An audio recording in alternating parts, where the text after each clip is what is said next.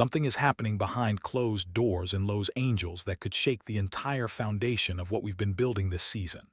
Welcome back to Lakers News Fan Report, your number one source for breaking updates, insider analysis, and all the latest movements surrounding our beloved purple and gold. I'm here to bring you the most important developments as they unfold, and trust me when I say that what I'm about to discuss today might be the most significant story we've covered all month. Make sure you're subscribed because you don't want to miss a single update on what's happening with our Lakers right now. Let me paint you a picture of where we are at this exact moment. The energy around the Lakers has shifted dramatically over the past few weeks, and I'm not just talking about wins and losses on the court. There's a conversation happening in the basketball world that directly impacts the future of this franchise, and it involves decisions that could alter our championship trajectory for years to come. I've been analyzing every angle of this situation, diving deep into the implications, and I need to walk you through everything step by step because this is far too important to rush through. Right now, as we sit here at 23-14, there's a reality we need to confront head-on. Lakers are sliding down the Western Conference standings, and while that record might look solid on paper, anyone who's been watching our games knows there's a growing concern that can't be ignored. Our defense has become a serious liability. Night after night, we're watching opposing teams exploit weaknesses that shouldn't exist on a roster with this much talent. The recent loss to Sacramento Kings on Monday night was just another example of a pattern that's becoming increasingly difficult to overlook. LeBron James and Anthony Davis have been carrying an enormous load, and while they've both delivered impressive performances, there's only so much two players can do when the system around them isn't functioning at championship level. I've watched every game this season, studied the film, analyzed the rotations, and the conclusion I've reached is unavoidable. We need to address our defensive shortcomings immediately if we're serious about making a deep playoff run. The question isn't whether changes need to happen, but rather what those changes should look like and how quickly management is willing to act on them. Now here's where things get incredibly interesting, and this is the part where I need you to really pay attention because the next few minutes are going to reveal something massive. There's been chatter in basketball circles, serious discussions happening at the highest levels of the sport, about potential solutions to the Lakers' current predicament. And when I say highest levels, I'm talking about conversations involving people who have direct influence over roster decisions, people whose opinions carry enormous weight in this organization. LeBron James' agent, Rich Paul, recently appeared on the Game Over podcast, and what he said has sent shockwaves through the Lakers community. This wasn't some casual conversation or hypothetical discussion. This was a deliberate, calculated statement from one of the most powerful agents in basketball, someone who has LeBron's ear, someone who understands exactly what this team needs to compete for a championship. And he didn't hold back. He identified a specific player that he believes would be the perfect fit for what the Lakers are trying to accomplish, someone who could immediately transform our defensive identity and give us the anchor we desperately need. Paul talked about the Memphis Grizzlies, and specifically about Jaren Jackson Jr. Think about that for a second. A former Defensive Player of the Year, a legitimate rim protector, someone who can switch across multiple positions and provide the kind of defensive versatility that modern championship teams require. Jackson represents everything we're missing right now on the defensive end. He's mobile, he's intelligent, he can guard the perimeter when needed, and he absolutely protects the paint. This is the type of player who changes the entire complexion of a roster, who makes everyone around him better, who allows LeBron and AD to focus on what they do best without having to compensate for defensive breakdowns. But here's the critical question, the one that's been keeping me up at night since I heard Paul's comments. How do you acquire a player like Jaren Jackson Jr.? What would Memphis want in return? What assets do the Lakers have that would be valuable enough to pry away a cornerstone defensive piece from a young, ascending team? These are complicated questions that require serious consideration, and the answers aren't comfortable for Lakers fans to confront. Rich Paul didn't dance around the subject. He was direct, almost brutally honest about what he thinks needs to happen.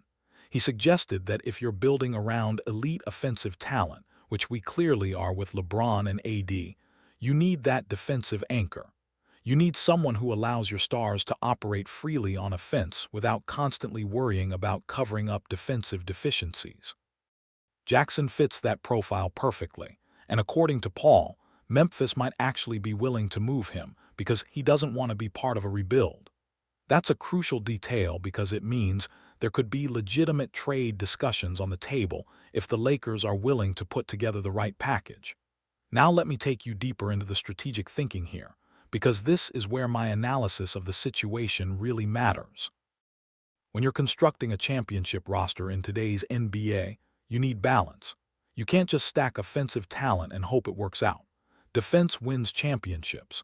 We've seen it time and time again throughout league history. The teams that go all the way are the teams that can get stops in crucial moments, that can execute defensive schemes at the highest level, that have players who take pride in shutting down the opposition's best scorers. Right now, the Lakers don't have that identity, and it's costing us games we should be winning. Looking at our current roster construction, we have exceptional offensive firepower. LeBron is still operating at an elite level, making plays that few players in history could execute. AD has been dominant in stretches, showing why he's one of the most talented big men in the league. And then there's a player who's emerged as a critical piece of our offensive puzzle this season, someone who's taken a massive leap forward and become an integral part of what we do on that end of the floor. I'm talking about a young guard who's been putting up all-star caliber numbers, carrying the offensive load on nights when our superstars are resting or struggling. Austin Reeves has been nothing short of spectacular when he's been healthy. Before his recent injury sidelined him, he was on an absolute tear, posting monster stat lines that had people around the league taking notice. On nights when both LeBron and AD were out, Reeves stepped up and carried this team offensively. He showed he could be a primary ball handler, a scorer, a playmaker. His confidence has grown exponentially, and his production has followed suit. From a purely offensive standpoint, Reeves has proven he belongs in conversations about the league's best young guards. But here's where the analysis gets complicated, and this is the part that's difficult for fans to process objectively. While Reeves has been outstanding offensively, he doesn't solve our defensive problems. In fact, some analysts have pointed out that his defensive limitations actually contribute to the very issues we're trying to address. When you have LeBron and AD on the court, both of whom are exceptional offensive players, the question becomes whether you need another offense-first guard in the rotation, or whether you'd be better served by adding elite defensive talent that complements your existing offensive firepower. This is the conversation that's happening right now in basketball circles, and it's the conversation that Rich Paul brought to the forefront with his podcast appearance. He didn't just talk about Jaren Jackson as an abstract concept. He went further, much further, and this is where the story reaches its explosive conclusion. Paul specifically mentioned Austin Reeves as a potential trade piece, as the centerpiece that could make a deal with Memphis work. His exact words were striking in their clarity.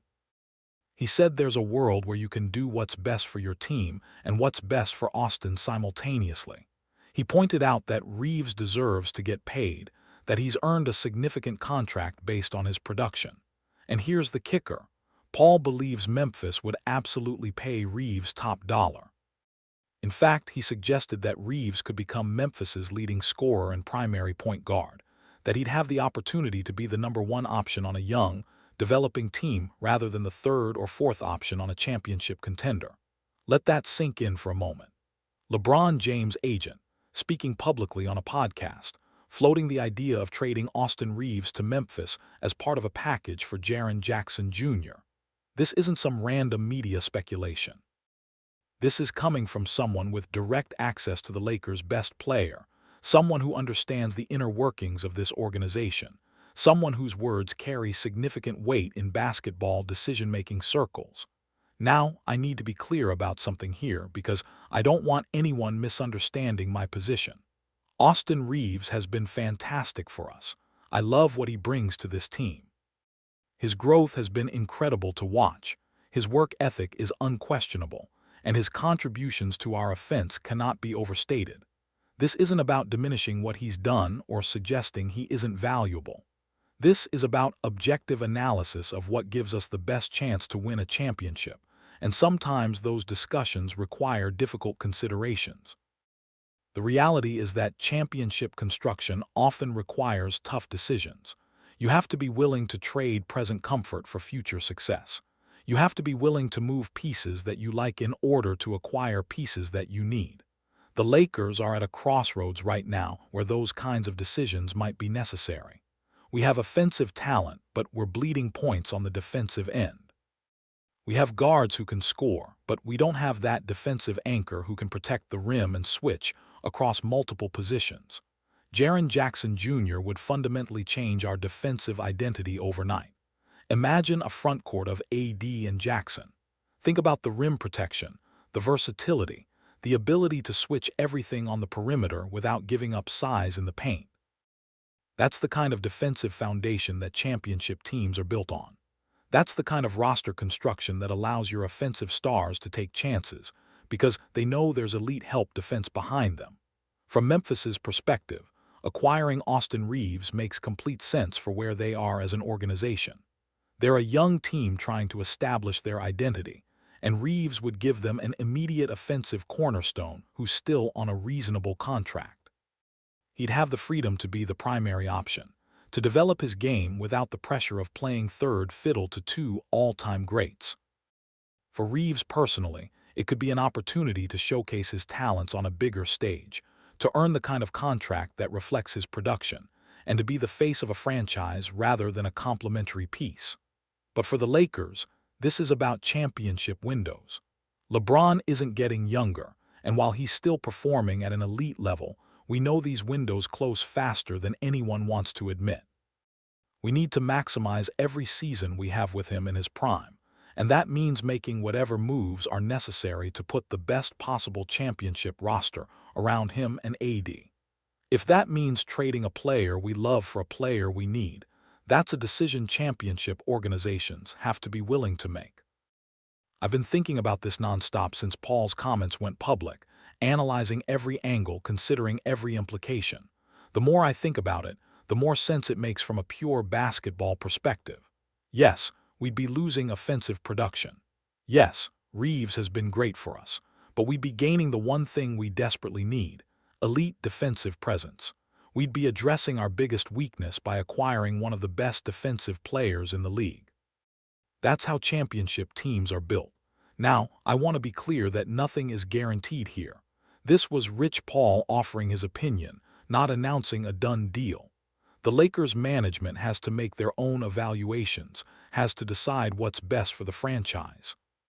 But the fact that this conversation is happening publicly, from someone so close to LeBron, tells me there's real consideration being given to these types of moves. The Lakers are clearly exploring all options, trying to find the best path forward, and they're not afraid to consider bold moves if it means improving our championship odds. Looking ahead to what this could mean for the rest of our season, a move like this would completely reshape our identity. We'd go from an offense-first team struggling on defense to a balanced roster that can compete on both ends.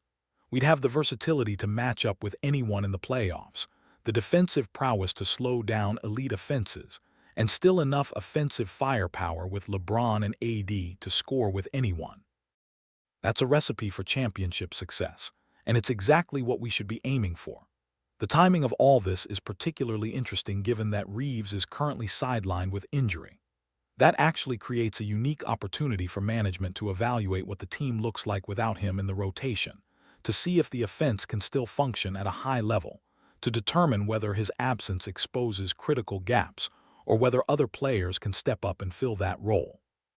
These are the kinds of considerations that go into major trade decisions, and I'm sure the Lakers' front office is paying close attention to every detail. So here's where we are right now. The Lakers have a defensive problem that's preventing us from reaching our championship potential.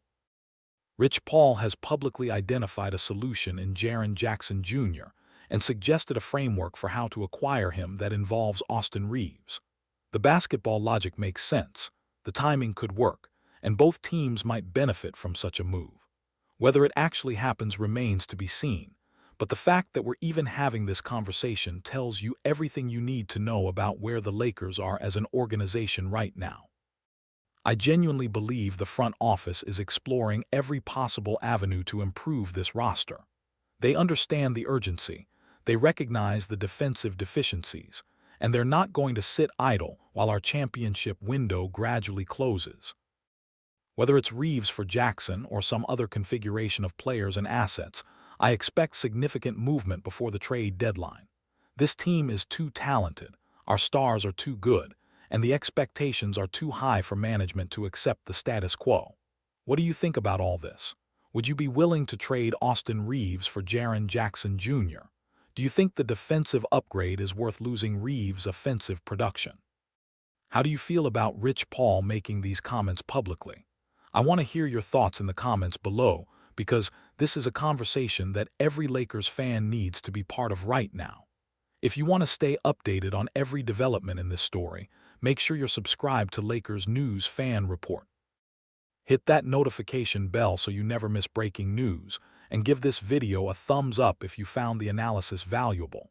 I'll be tracking this situation closely and bringing you updates as soon as anything happens. This is the kind of story that could define our season, and you don't want to miss a single detail. Let's keep the conversation going in the comments, and I'll see you in the next video with more breaking Lakers news. Until then, stay positive, trust the process, and let's go Lakers.